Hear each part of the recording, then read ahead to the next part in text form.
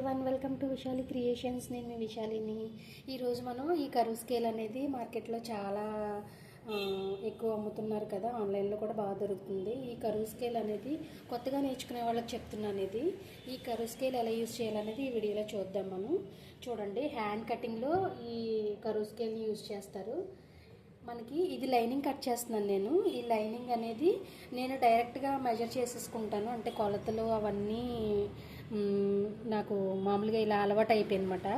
ఈ లూజ్ ఎంత అయితే ఉందో ఈ లూజ్ తీసుకొని ఈ పొడవ ఎంత అయితే ఉందో ఆ పొడవ కూడా తీసుకుంటాను.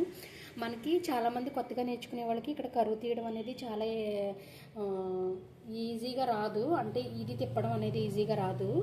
అది ఈ కరువు స్కేల్ ద్వారా చాలా ఈజీగా నేర్చుకోవచ్చు మనం. ఈ పొడవ ఏదైతే ఉందో పొడవ తీసుకుంటాం కదా, పొడవ తీసుకున్న తర్వాత ఇక్కడ నేను లైనింగ్ ఎతుకుతాను కాబట్టి, అసలు మొక్క ఎతుకుతాను కాబట్టి చిన్న ఖర్చు ఉంచుకున్నాను. దాని నుంచి ఇలా మనం హ్యాండ్ ఏదైతే ఉందో మెజర్మెంట్ ఇచ్చిన హ్యాండ్ ఇలా తీసుకొని ఇక్కడ పొడవ కూడా ఇక్కడ ఇలా తీసుకోవాలన్నమాట. మనం మార్కింగ్ చేసుకోవాలి. ఇక్కడ పొడవ ఎంత ఉందో మార్కింగ్ చేసుకుని ఇక్కడ పొడవ ఎంత ఉందో మార్కింగ్ చేసుకుంటే చాలా ఈజీగా, కొత్తగా నేర్చుకునే వాళ్ళు చాలా ఈజీగా అయిపోతుంది. చూసారా, ఇది సన్నగా ఉంది కదా, ఈ సన్నగా ఉండేది మన షోల్డర్ ఎక్కడైతే అతుకుతామో ఆ షోల్డర్ దగ్గర నుంచి పెట్టుకోవాలన్నమాట. ఇలా పెట్టుకుంటే చాలా ఈజీగా. చూడండి, నేను మళ్ళీ డ్రా చేస్తున్నాను. ఆల్రెడీ డ్రా చేసి ఉంచాను, నేను మళ్ళీ డ్రా చేస్తున్నాను.